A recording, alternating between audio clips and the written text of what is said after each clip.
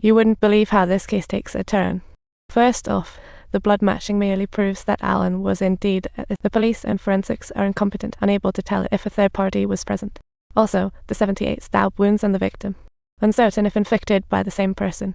Next up, the investigating officer struts back into court to testify confidently. They found digits carved into the dead guy's body.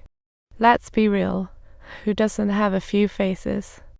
The police speculate the killer left these clues to show the victim was a hypocrite, like many others. Martin was stunned by the sudden turn as Alan, returning a book that night, found the bishop's body.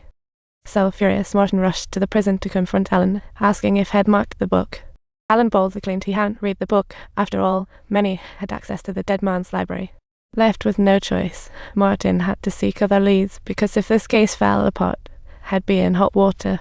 Furious, Martin unleashed a tirade on his colleagues responsible for gathering evidence, since their slip-up made the police look like complete amateurs. Martin seemed to overlook that the prosecution had the full support of the police, while they only had 3.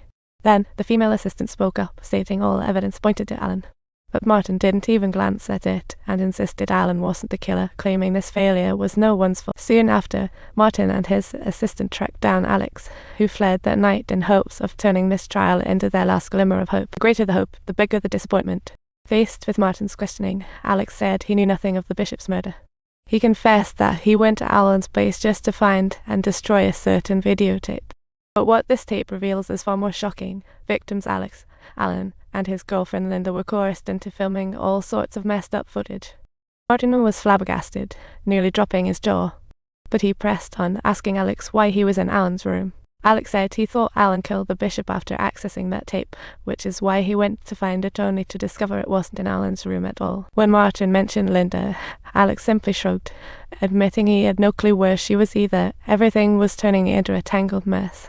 As more truths emerged, Martin doubted Alan's innocence.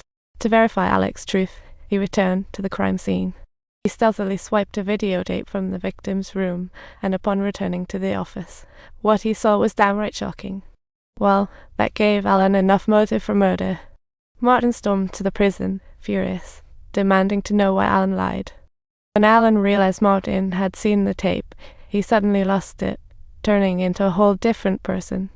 The once meek guy started blaming Martin for ruining everything, and Martin instantly figured it out. Alan had split personalities all along. When he sensed external threats, his violent alter ego would take over for self-defense. The name: Roy. He candidly admitted he killed the bishop himself for revenge. The truth finally emerged, but the story was just getting started. But the truth was far from simple. The psychiatrist outside then sensed the room's abnormality. Subtitles. He cautiously pushed the door open, bracing himself for the impending chaos that was about to unfold. Maddie, don't say that to a jerk. Get it? Alan. And the newly awakened Alan had no recollection of what just unfolded. The psychiatrist told Martin that Alan had multiple personality disorder, a broken kid, and the killer was another persona. He emphasized that Alan was innocent and should not be imprisoned.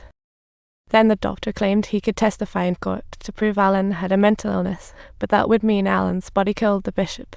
But Martin refused. As the judge wouldn't allow it, the defense changed tactics, making it hard to prove the truth. This won't help Alan, and may make him seem more like the killer. Martin was clueless about this case. Just when he was feeling cornered, Martin had a moment of clarity, realizing he might have found a breakthrough. Perhaps that tape could save him, but as a defense for innocence, showcasing it would be out of the question. But Martin found another way to get the tape to court, working all night to sneak it to Jeanette's. After watching the contents, Jeanette immediately contacted Martin because she figured it must be his doing. They arranged to meet at a bar. Jeanette wanted to see what was brewing in Martin's mind, asking why I'd send her such a tape. Martin just smirked playfully and replied, "Isn't this precisely the evidence you've been seeking?" Jeanette firmly declined. "I'm not interested. Don't do that."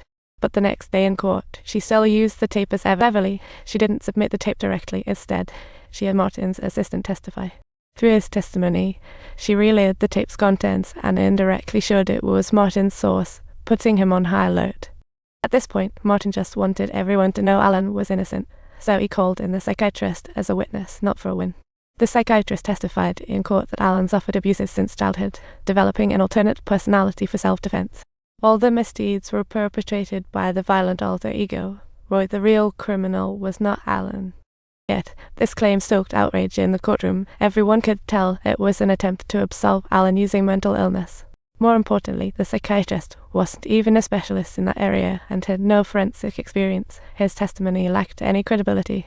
Next was the defendant's statement, and Alan still firmly claimed he was not the killer.